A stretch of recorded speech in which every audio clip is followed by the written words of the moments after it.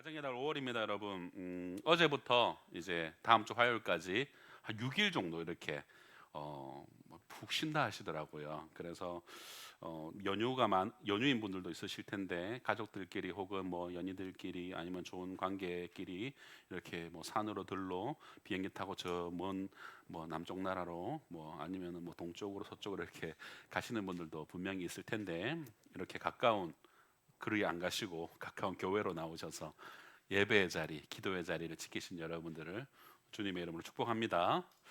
여러분 몸은 습관적으로 이렇게 교회를 오지만 그죠? 습관적으로 오셨잖아요. 몸은 습관적으로 와야 돼요. 훈련이 되어지면. 그런데 마음만은 늘 새로우시길 소망합니다. 몸은 나도 모르게 금요일 저녁에는 나도 모르게 끌려가듯이 막 이렇게 교회로 막 발걸음하고 있고 근데 마음은 그렇게 습관적이지 않으셨으면 좋겠어요. 늘 새롭고 늘 은혜를 사모하는 그런 마음으로 이 예배의 자리를 잘 사수하셨으면 좋겠습니다. 우리는 신약 성경을 보면서 전반적으로 이제 예수님께서 부자나 이 권력자들 이 둘 사이의 관계 속에서 상당히 자주 부딪히는 그런 모습들을 많이 목격합니다. 그들을 멀리 하셨다라는 그런 인상을 받게 되죠. 그리고 예수님의 말씀 가운데서도 낙타가 이 바늘길을 통과하는 것이 부자가 이 천국 가는 것보다 어렵다라고 이렇게 말씀하신 적도 있죠.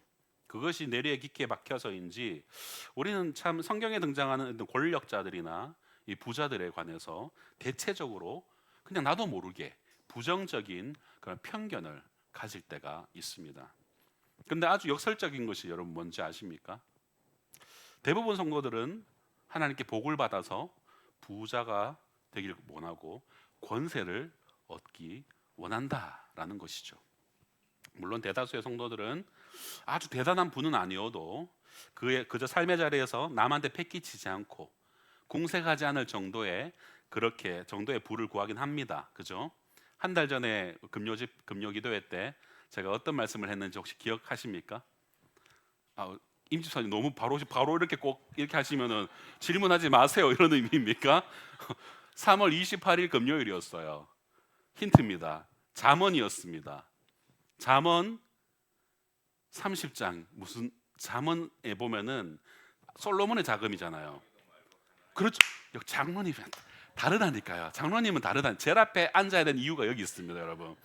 아굴의 자문에 대해서 함께 나누었죠. 그래서 아굴이 그의 자식인지 어떤지 모르겠지만 두 사람에게 이렇게 이름을 호명하면서 그에게 주는 자문이라고 하면서 이제 그 여러 가지 쭉 내용을 읊어가는데 삶에 대한 참된 지식과 기술을 익히는 그런 내용이었는데 부하지도 않고 또 그렇다고 공색하지도 않고 부에서 교만할까봐 조심하고 그리고 너무 없어서 내가 도둑질할까봐 두렵다라는 것을 통하여서 하나님께서 부어주신 적절한 그 은혜를 사모했던 그 모습들을 우리는 상고할 겁니다. 우리는 대부분 그렇게 생각을 할 겁니다. 하나님 저에게 뭐 너무 공색하지도 않고 그렇다고 너무 많아가지고 교만하지 않도록 적당한 부를 주십시오라고 아마 그렇게 기도하실 겁니다. 그죠? 아니 로또 막 매주마다 토요일마다 사시는 분들 계시진 않으시죠, 그죠? 네, 저희 장모님은 로또를 사시거든요. 저번에 저희 집 놀러 오셨을 때 토요일 날 이제 오셨어요. 하룻밤 주무시고 주일 예배 드리고 가신 거였는데 토요일 날 이서방 로또 사러 가자 하면서 로또 되면 교회 지줄게. 장모님 빨리 사오세요 빨리. 자 그러고도 이제 애들이랑 같이 막 긁어봅니다. 로또도 하고 이게 또 일회용 복권 동전으로 막 긁어봅니다. 서연이도 막 긁으면서 그래서 안 됐다. 승민이도 500원짜리 하나 딱 떼고는 이제 다 꽝이었어요. 그래서 제가 속으로 역시 목회자 가정은 안 된다. 무조건 되면 큰일 난다. 이런 생각을 한 적이 있었습니다. 뭐 굳이 뭐 이게 흠은 아니잖아요, 그죠? 제가 한 것도 아니고 우리 장모님이 하셨으니까 하루속히 그것을 끊으시고 주님 품에 안기시는 우리 장모님 가정이 되기를 소망하면서 잠깐 이 얘기를 꺼내 봅니다. 어쨌든 우리가 무언가 복을 구해서 받아 누리는 것, 여러분 그것을 그저 나쁘다라고만 치부할 수가 없습니다. 지혜롭게 잘 선용하는 것이 진정한 지혜요, 삶의 기술이다라는 것이죠.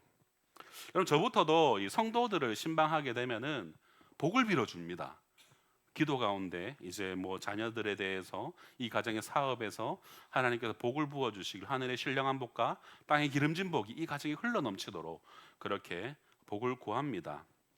우리는 오늘도 아브라함, 이삭, 야곱, 요셉이 약속대로 받은 그 크고 창대한 복들을 우리는 간구합니다. 이와 같은 복을 구하는 것은 결코 잘못된 것이 아닙니다. 간구해야 됩니다. 우리 성도님들, 가능한 한 부자 되십시오. 부자 되십시오. 이거 아멘 해야 되나 말아야 되나 막 이렇게 전 주고 있지 마시고 아멘 하시면 됩니다. 부자 되시고 이 부와 권력을 가지셔서 여러분 선한 영향력을 주변에 널리 끼치시는 여러분들이 다 되셨으면 좋겠습니다. 다만 중요한 전제가 하나 있죠. 믿음 안에서 부자 되십시오. 믿음 안에서 이것을 누가 주셨는가라는 것을 확고히 하는 믿음 안에서 부자가 되신다면 아무런 문제가 되지 않습니다. 여러분 믿음 안에서 부와 권력을 다 이루셨으면 좋겠습니다.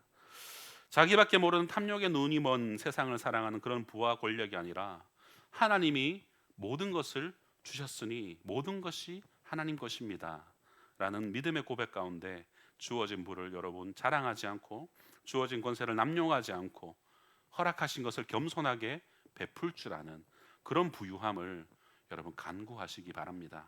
그리하여서 하나님이 허락하시는 부와 권세를 누리시는 우리 성도님들 다 되시기를 소망합니다. 여러분 성경에서 전반적으로 이 헐벗고 굶주린 많은 사람들이 예수님의 사랑을 받았습니다. 그런데 특이하게도 가장 큰 믿음으로 예수님께 칭찬받은 사람은 다름 아닌 그 헐벗고 굶주린 자들이 아니라 오늘 본문에 등장하는 이 백부장이라는 것입니다. 본문 7장 9절 말씀을 같이 읽겠습니다. 7장 9절입니다. 시작. 예수께서 들으시고 그를 놀랍게 여겨 돌이키사 따르는 무리에게 이르시되 내가 너희에게 이르노니 이스라엘 중에서도 이만한 믿음은 만나보지 못하였노라 하시더라. 아멘. 여러분 예수님의 이 말씀은 당시 로마 제국의 군대의 최고 권력 집단에 속한 로마 백부장에게 울려 퍼진 말씀입니다. 특히 이 말씀을 하실 때 예수님은 매우 놀라셨습니다. 여러분 공간복음에서 예수님께서 놀라셨다라는 이 표현은 딱 2번 등장합니다. 여기서 놀라다라는 말은 헬라어로 다우마조라는 단어인데 오늘 본문 9절과 마가복음 6장 6절에 2번 이 다우마조가 쓰여집니다. 마가복음 6장 6절에서 여러분 우리가 읽고 있는 개정 성경에서는 그들이 믿지 않음을 이상히 여기셨다라는 의미로 다우마조라고 이렇게 쓰고 있지만 여러 영어 번역과 새 번역 성경을 보게 되면은 원어의 의미 놀라다라는 표현을 그대로 사용하고 있습니다. 마가복음 6장 6절 새 번역 버전으로 한번 읽어보겠습니다. 시작. 그리고 그들이 믿지 않는 것에 놀라셨다. 그리고 예수께서는 마을들을 두루 돌아다니시며 가르치셨다. 아멘. 개역 개정에서는 그들이 믿지 않는 것에 이상히 여기셨다라고 하지만 새 번역은 헬라 원문을 그대로 가져와서 놀라셨다라는 표현을 쓰고 있어요. 예수님께서 고향에서 배척받으실 때 고향 사람들이 너무 믿음이 없어서 놀라신 거예요. 오늘 본문에서는 너무나도 큰 믿음을 보시고 놀라셨다라는 겁니다. 믿음 보고 놀란 사건은 여러분 오늘 본문의 백부장밖에 없다라는 거예요. 그렇다면 백부장이 어떤 면이 예수님을 놀라게 했는가라는 질문을 할 수가 있고 우리 그 답을 찾아가면서 오늘날을 살아가는 우리들에게 주시는 교훈이 무언가 그것을 함께 교훈을 얻을 수 있게 될 것입니다. 여러분 그 교훈을 살펴보기에 앞서서 우리 먼저 백부장을 좀 이해를 했으면 좋겠습니다. 이 로마 시대 이 백부장이라는 지위가 어떤 의미를 가지는지를 한번 살펴보겠습니다. 로마의 군대 조직의 가장 큰 단위는 군단입니다. 군단. 당시 로마의 한 개 군단은 약 6천여 명의 정도가 한 개 군단을 이루고 있었고 로마 제국 안에는 총 28개의 군단이 있었습니다. 대략 한 18만 명 가까이 되는 인원이죠. 한 개의 군단은 10개의 대대로 나뉘고 이 한 개의 대대는 또 6개의 백인대로 나뉘었습니다. 명칭상으로는 100명이 기준이 되지만 실질적으로 이 백인대는 80여 명으로 구성되어 있었습니다. 그리고 이 백인대를 이끄는 대장이 바로 오늘 본문에 등장하는 바로 백부장이라는 지위입니다. 백부장은 로마군의 가장 중요한 핵심이었습니다. 백부장은 군에서 군복무한 경험이 보통 15년 이상이 되었을 때 그제서야 오를 수 있는 자리, 그 자리가 백부장의 자리였습니다. 또한 백부장은 일반 병보다도 15배에 달하는 봉급을 받았다고 기록합니다. 일반 사병의 봉급도 많은 편에 속하지만 그의 15배에 달하는 봉급을 받았다는 것은 무엇을 의미할까요? 그만큼 사회적 지위가 높다라는 것을 반증하죠. 여러분, 쉬운 예로 여러분 오늘날 600만 원을 받는 사람의 사회적 지위와 그의 15배에 달하는 대략 연봉 1억을 받는 사람의 사회적 지위 같을까요? 다를 수밖에 없죠. 그죠? 하늘과 땅 차이일 겁니다. 호텔이나 백화점을 갔을 때 그 차이를 우리는 미루어 짐작할 수 있죠. 저는 잘 모릅니다. 전혀 알 수가 없죠. 평생 저는 이렇게 부족하게 살기로 결단한 사람이었기 때문에 저에게는 넘치는 은혜를 부어 주시지 않을 거라고, 저는 넘치는 재물을 주시지 않을 거라고 저는 그렇게 확증하며 살아갑니다. 서울에 와서 이제 아내와 함께 목동 현대백화점, 희한하더라고요. 거긴 다 일방통행으로 이렇게 빙빙 돌아가 이렇게 들어가더라고요. 그래 가봤는데 한 칸 딱 내려 첫 칸에도 발렛이 있고 한 칸 내려갔는데 또 발렛이 있고 한 칸 내려갔는데 또 발렛이 있더라고요. 저기 들어가면 안 되나 싶어갖고 이렇게 기웃기웃 거려봐도 뭐 입구에서 다 이렇게 알아서 사람들이 당신 아닙니다, 당신 이렇게 내려가는 것 같아요. 그게 아마 차 번호를 인식하고 그렇게 바로 들어갈 수 있는 그런 게 있나 봅니다. 장로님 당근을 너무 좋아하시다 보니까 당근에서 살 거를 백화점에서 쓰셨다면 아마 VIP가 되시지 않았을까. 네, 미루어 짐작을 해볼 수 있지만, 네, 어쨌든 그런 검소한 우리 장로님 존경합니다. 정말로 존경합니다. 당근에 목사님 당근에서 목사님 카메라 우리 집사님들 다 당근에서 다 하나씩 사줬습니다 이러면서 자랑하는 그 장로님의 그 순박함, 여러분 그거 웬만한 교회에서 못 봅니다. 여러분 그런 거 진짜 보기 어려워요. 특이하신 분이에요. 특이하고 특별하신 분입니다. 여러분 이런 장로님 우리는 소유했습니다. 우리 교회는 어떤 교회라고요? 최선준 장로님을 소유한 교회 우리 교회입니다. 여러분 그렇게 저는 평생에 그런 VIP 어떤 재물을 누려볼 그런 건 없겠죠. 이처럼 우리가 백화점만 가더라도 그렇게 많이 쓴 사람과 적게 쓴 사람은 차이가 납니다. 그죠? VIP에서 발렛 파킹도 해주고 막 이렇게 편안하게 라운지에서 쉴 수도 있게 해주고, 라운지에 쉴 때 또 그냥 안 내버려 두잖아요. 음료 같은 것도 준다면서요. 먹어본 것처럼 이렇게 하시는데 저도 못 먹어. 영화를 통해서 간접 경험해서 알 뿐이지 한 번도 경험해 보지 못했습니다. 현대사회는 제도화된 계급사회가 아님에도 불구하고 이런 소득 간의 차이가 있는데, 하물며 여러분 노예 제도가 있고 빈부의 기천에 존재했던 이 로마 시대는 두말하면 잔소리 아니겠습니까? 그만큼 이 백부장의 사회적 지위는 엄청났다라는 것입니다. 그의 권력은 말할 것도 없었습니다. 여러분 당시 군인은 재판에서도 아주 우위를 차지하는 그런 그룹이었습니다.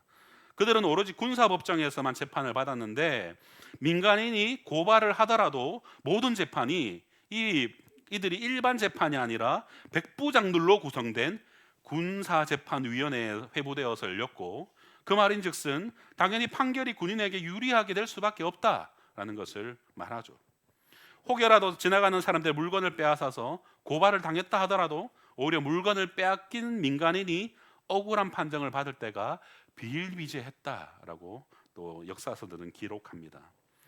또한 로마 군인은 길을 가다가도 여러분 그 자리에서 노동력을 징발할 수 있는 권한이 로마 군인들, 가장 군인 중에서 제일 밑에 있는 군인들에게조차도 있었다라는 겁니다. 가장 쉬운 예가 뭐였습니까? 여러분 예수님께서 십자가를 지고 골고다로 올라가실 때 힘이 없어 쓰러지시잖아요.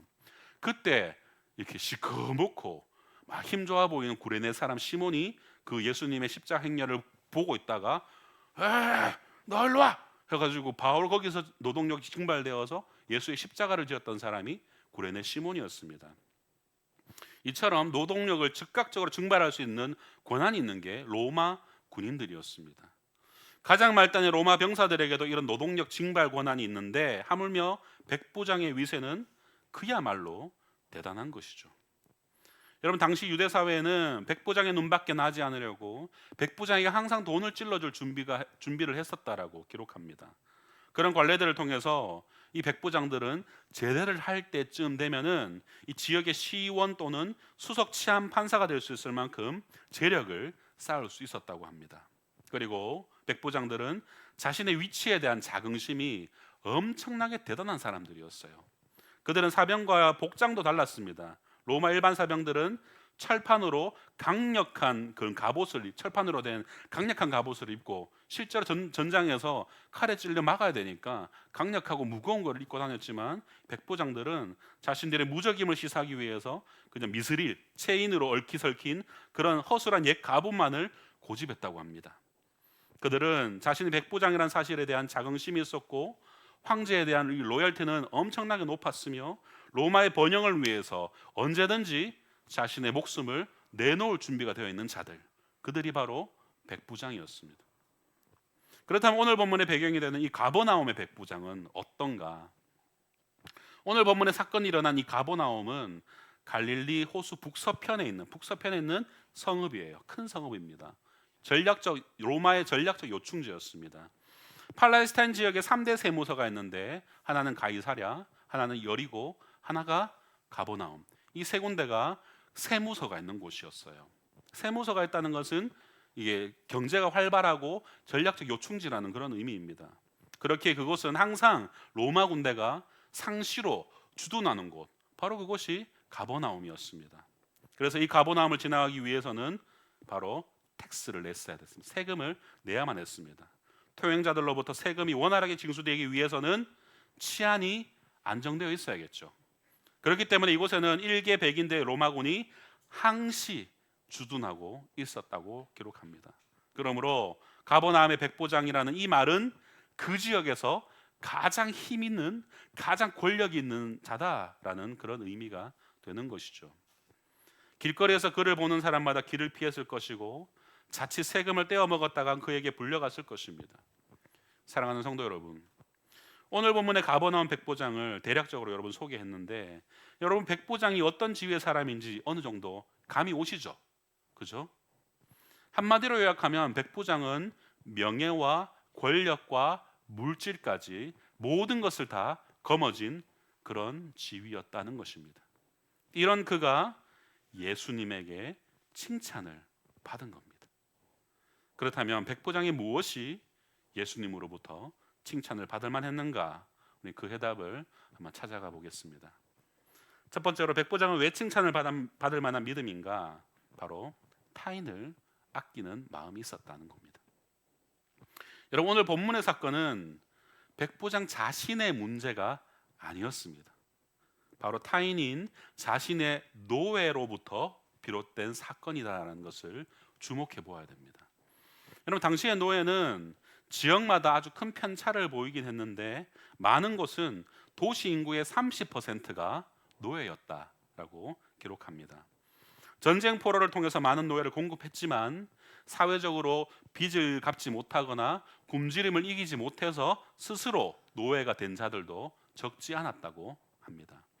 노예는 주로 노예 경매장을 통해서 거래되었는데 노예들은 그 경매장에서 사람들을 줄지어 세웁니다. 노예들을. 그리고 발가벗겨 놓습니다. 그리고 나서 겉으로 보여지는 어떤 피부병이나 이런 질환들은 있는지 없는지 입안에도 입 벌려가지고 막 코 안에도 막 살펴보고, 예전에 어떤 역사 드라마, 로마를 배경으로 하는 역사 드라마에서 이런 장면을 전 본 적이 있었어요. 이걸 실제로 고증해서 한 것이다라는 이야기를 들었습니다. 그렇게 병원은 유심히 살펴가지고 가격을 흥정했다고 합니다.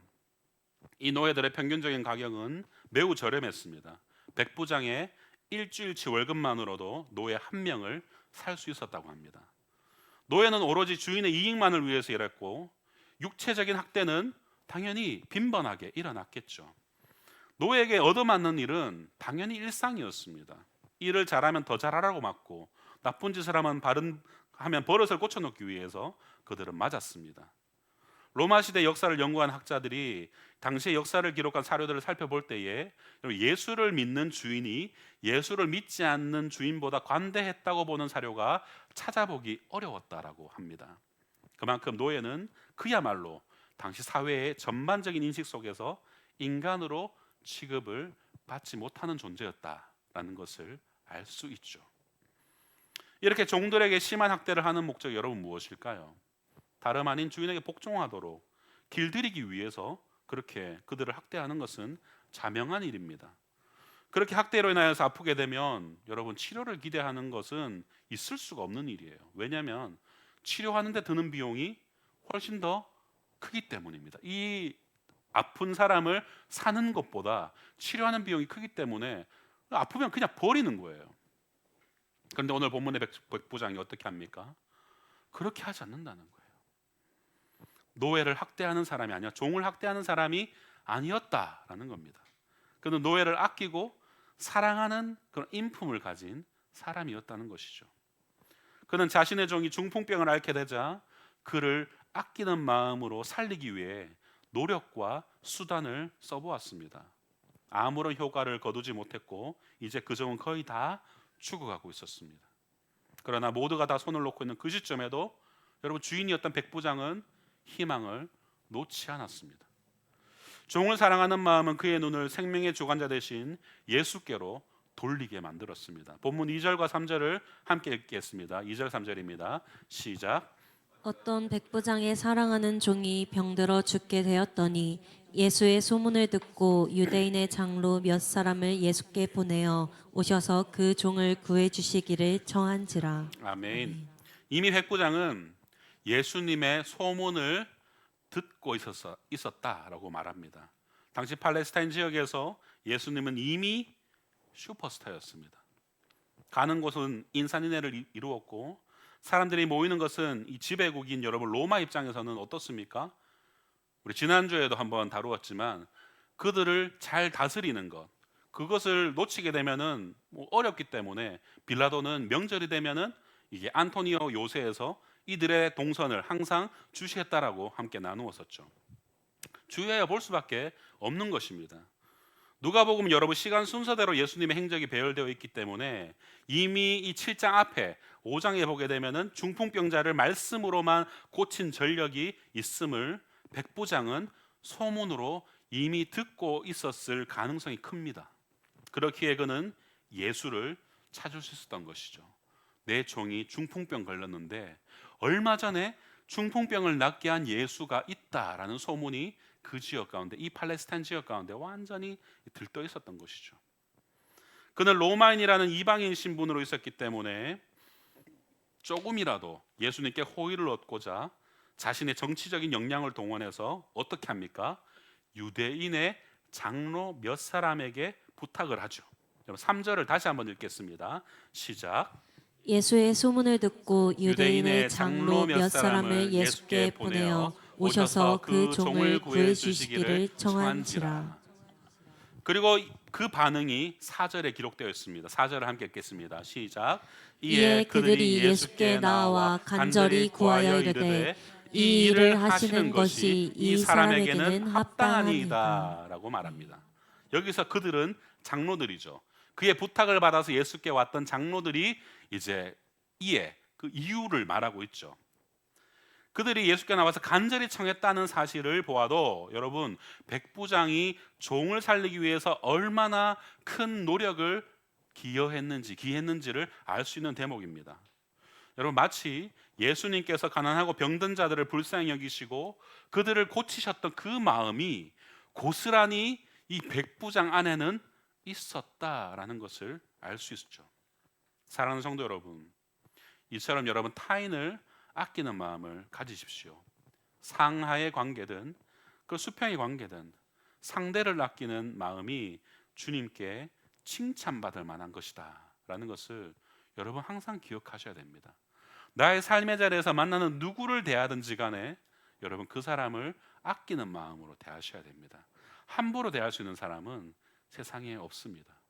나보다 조금 누추하다고 해서, 나보다 조금 가진 것이 없다고 해서, 나보다 직급이 좀 낮다고 해서 그 사람을 함부로 대해서는 안 되는 것입니다. 왜냐하면 주님이 그것을 싫어하시기 때문이에요. 주님은 타인을 아끼는 마음을 귀히 여기시는 분이시다라는 것을 잊지 않으시기를 주님의 이름으로 축복합니다. 백부장은 왜 칭찬받을 만한 믿음인가? 두 번째로는 하나님을 경외하는 믿음이 있었기 때문입니다.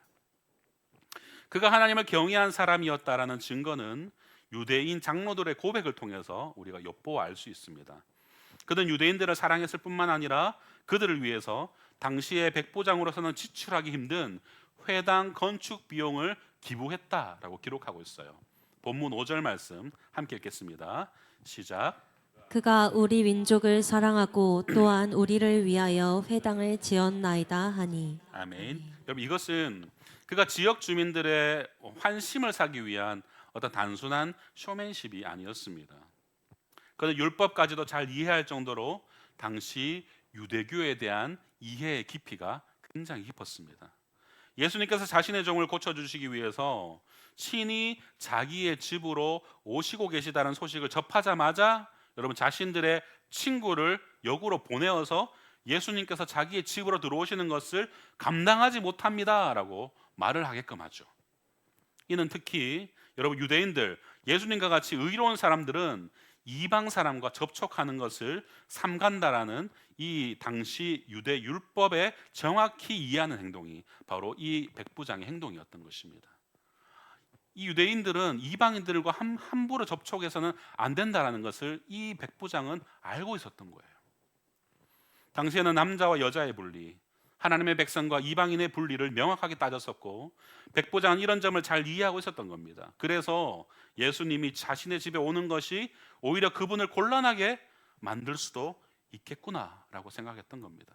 그래서 급히 친구들을 보내어서 그 걸음을 막아선 겁니다. 그는 아주 드물지만 사도행전의 고넬료처럼 하나님을 경외하던 백부장이었습니다. 성도 여러분, 생각해 보면 여러분, 이 백부장은 예수님을 자기가 가진 힘으로 이 집으로 오게끔 할 수 있는 힘이 있는 사람이었습니다. 그는 단지 자신의 부하뿐만이 아니라 일반 민간인에게도 이더러 가라 하면 가고 저더러 오라 하면 오는 그런 권력을 가진 자, 그 자가 바로 백부장이었습니다. 그리고 그런 권위를 행사하는 그것이 자신의 위엄을 나타내는 것이고 자신의 신분에 걸맞는 행동이었다는 것이죠. 하지만 그는 그렇게 하지 않았습니다. 그는 그것은 다름 아닌 자신의 권위와 권세가 결코 하나님보다 높지 않다라는 것을 그의 심중에 새기고 있었기 때문이에요. 하나님께서 보내신 자라고 확신하는 예수님보다 나는 그보다 높지 않다라는 마음이 그의 마음에 자리 잡고 있었기 때문입니다. 한간의 소문을 들어보니 이 예수라는 자가 하나님께서 나를 보내셨다라고 말하고 다니고 그가 이 땅을 구원할 메시아다라고 말하고 다닌다는데 정말 그러한가? 보니 그러하도다 라는 것을 알았던 자였던 것이죠. 그리고 그에게서 신적 권위를 인정하고 그를 인정했던 자가 바로 백부장이었다는 것입니다. 그는 평상시 인품은 매우 뛰어났고 신앙은 회당을 세울 정도로 열심이었던 사람이었습니다.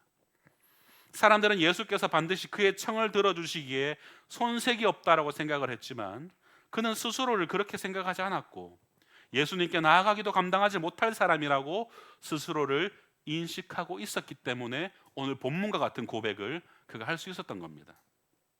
너무 훌륭하지 않습니까? 또한 그는 예수님을 어떻게 호칭합니까? 주라고 칭하고 있어요. 주. 예수님이 자신과의 관계에서 누구이신지를 그는 정확하게 인지했습니다. 비록 그가 속한 이 세상의 주인은 로마 황제 티베리우스였지만 온 천하 만물을 다스리시고 그의 뜻대로 운행하시는 천지의 창조주가 바로 예수님이셨다라는 것을 그는 알았고 그를 경외했던 자가 바로 백부장이었다라는 것입니다. 사랑하는 성도 여러분, 보통의 사람들은 많은 것을 소유하고 높은 자리에 오를수록 누군가를 의지하고 도움을 받기보다는 다른 이에게 지시하고 무언가를 베푸는 일을 많이 하게 됩니다. 그렇게 하다 보면은 자연스럽게 하나님께 의지하는 겸손의 모습도 사라져가게 되는 겁니다. 나는 도움을 주는 자야. 나는 도움이 이미 필요 없어. 모든 것을 갖추었기 때문에. 이런 마음이 우리 안에 은연중에 든다는 것이죠. 그런 자리에 있다 보면은 경외심이 점점 시들어질 법합니다.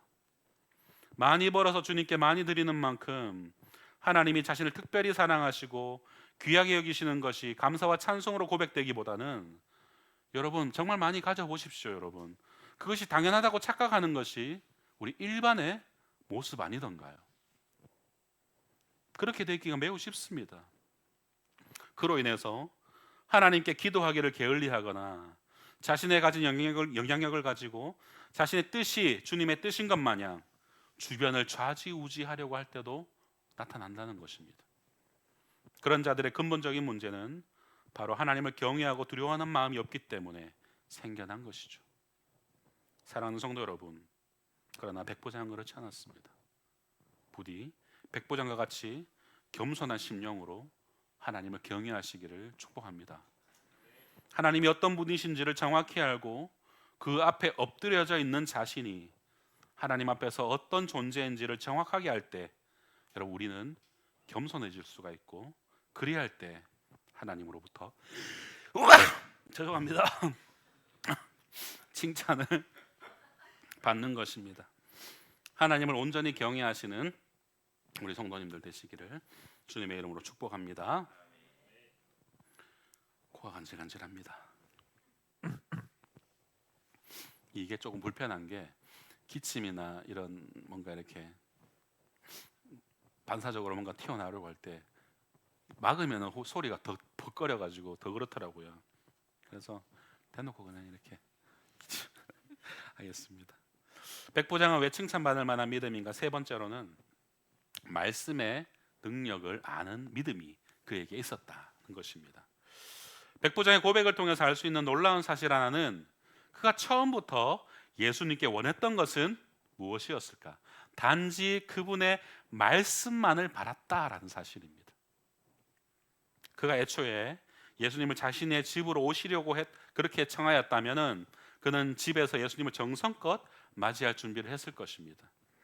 그는 의로우신 예수님께서 이방인인 자신의 집에 오시는 것을 꺼릴 것이라고 그렇게 여겼던 것이죠. 그래서 주님이 자신의 집에 오시지는 못하여도 그가 계신 그곳에서 자신의 종을 위해서 한 말씀만 해주시면 이 종이 나을 것이다 라는 것을 생각하여서 단지 자신의 종을 위한 말씀 한마디를 청했을 따름입니다. 그러다 갑자기 자기의 집으로 오신다는 소식을 듣고 백부장은 매우 당황했겠죠. 그래서 자신들의 벗들을 보내어서 예수님께 예수님 그러실 필요 없다라고 만류를 합니다. 본문 6절에서 7절을 함께 읽겠습니다. 시작. 예수께서 함께 가실새 이에 그 집이 멀지 아니하여 백부장이 벗들을 보내어 이르되 주여 수고하지 마옵소서 내 집에 들어오심을 나는 감당하지 못하겠나이다. 그러므로 내가 주께 나아가기도 감당하지 못할 줄을 알았나이다. 말씀만 하사 내 하인을 낫게 하소서. 아멘. 오셔서 직접 손을 얹지 않으셔도 예수님 계신 그곳에서 단지 말씀으로만 하셔도 나의 종은 충분히 살 것입니다 라는 그런 믿음이 있었던 것입니다. 그는 처음부터 유대인 장로들에게 부탁을 했을 때도 그와 같이 부탁을 했을 것입니다. 그러나 유대인 장로들은 예수님이 참 하나님이라는 사실을 몰랐기 때문에 그저 그는 표적을 나타내고 이적을 나타내는 그런 마술사와 같은 존재로 그들 여겼기 때문에 예수께서 직접 가셔서 친히 손을 얹어주기를 그에게 청했던 것입니다. 그렇게 종교 지도자들은 그토록 대망하는 메시아가 그들 눈앞에 계시지만 그것을 몰랐던 이 유대인 장로들과 비록 이방인이지만 예수님의 행하심을 통하여서 그가 천지를 만드신 하나님의 아들 되심을 온전히 믿었던 이방인 이 백보장의 믿음이 극명하게 대비되고 있는 모습이죠. 백보장은 자신이 가진 권세와 힘이 자신의 것이 아니라 자신도 남의 수하에 든 사람이기 때문에 그 권세와 힘이 있다라는 것을 정확하게 인식하고 있었습니다. 그의 힘은 당시 로마 황제였던 티베리우스에 의한 것이었죠. 더불어 백부장은 예수님께서 하나님의 보내신 자라는 사실을 너무나도 잘 알고 있었습니다. 말씀으로 천지를 창조하신 하나님이시기에 그가 보내신 분이 말씀만으로도 충분히 그런 일을 하실 수 있다, 나의 종을 살리실 수 있다라는 그 사실을 이해했던 것입니다. 우리가 익히 알고 있듯이 여러분, 실제적으로 예수님의 모든 사역들은 말씀으로 일어난 것들입니다. 성도 여러분, 오늘날 우리는 말씀의 능력에 대해서 얼마나 많이 신뢰하고 얼마나 많이 말씀을 여러분 의지하고 계십니까? 말씀의 힘을 믿기보다는 가시적인 증거나 어떤 사람들을 의지하고 있지는 않으십니까? 이 세상의 모든 것은 하나님의 말씀으로 이루어진 것입니다. 창세기 1장에도 잘 나와 있듯이 하나님께서 무엇 있으라 라고 말씀하셨을 때에 이 땅의 모든 것이 존재하게 되었습니다. 말씀으로 창조된 세상이기 때문에 오로지 그분의 말씀이 이 세상의 참된 원리가 되는 것입니다. 그렇기 때문에 우리는 성경의 말씀을 우리 인생의 문제 해결의 절대적인 열쇠로 여기는 믿음이 우리에게는 필요합니다. 말씀이 나의 모든 문제를 여는 키다라는 것이 우리에게 필요하다는 것이죠. 여러분, 이틀 전부터 새벽마다 우리 119편을 시편 119편을 살펴보고 있습니다. 그 안에 시편 기자처럼 오직 말씀으로 삶의 모든 문제를 대하는 그런 믿음이 여러분 우리에게도 필요합니다. 도마처럼 가시적인 증거를 찾기보다는 우리의 모든 삶의 문제, 그리고 일의 이 최우선순위가 말씀에 있음을 믿고 말씀 안에 답이 있습니다 라는 이 고백이 우리의 고백이 되어야 됩니다. 그렇게 고백하며 나아갈 때에 주님께서는 우리의 모든 문제를 가장 선하고 바른 길로 인도하실 것이다. 그 믿음이 우리에게는 필요합니다. 왕관의 보석 같은 사랑하는 우리 새뜻교회 성도 여러분, 말씀을 맺겠습니다. 백부장은 분명 힘과 능력을 가진 사람이었지만 그는 결코 그것을 남용하는 자가 아니었습니다. 그는 자신에게 맡겨진 자들, 비록 그들이 노예, 종이라고 할지라도 타인을 위해서 자신의 역량을 쏟아부어 아끼는 사람, 그가 바로 백부장이었습니다. 자신이 아무리 용맹하고 뛰어난 사회적 경력을 가진 사람이라 할지라도 하나님 앞에서는 그저 한낱 피조된 사람일 뿐이다 라는 그런 인식을 그는 가지고 있었던 자였습니다. 하나님을 경외하는 자였다라는 것이죠. 모든 사람들이 지켜보는 앞에서 겸손할 줄 아는, 하나님을 경외하는 사람, 그가 바로 백부장이었습니다. 무엇보다도 주의 말씀만으로도 자신의 모든 문제, 나의 요청을 말씀만으로도 해결하실 수 있다라고 믿는 그런 큰 믿음을 소유한 사람, 그가 바로 오늘 본문의 백부장이었습니다. 부디 우리도 이와 같이 타인을 아끼고 하나님을 경외하여 주의 말씀의 능력을 믿는 그런 칭찬받을 만한 믿음의 소유자들 다 되시기를 주님의 이름으로 축복합니다. 함께 우리 찬양하며 믿음으로 고백하기를 원합니다.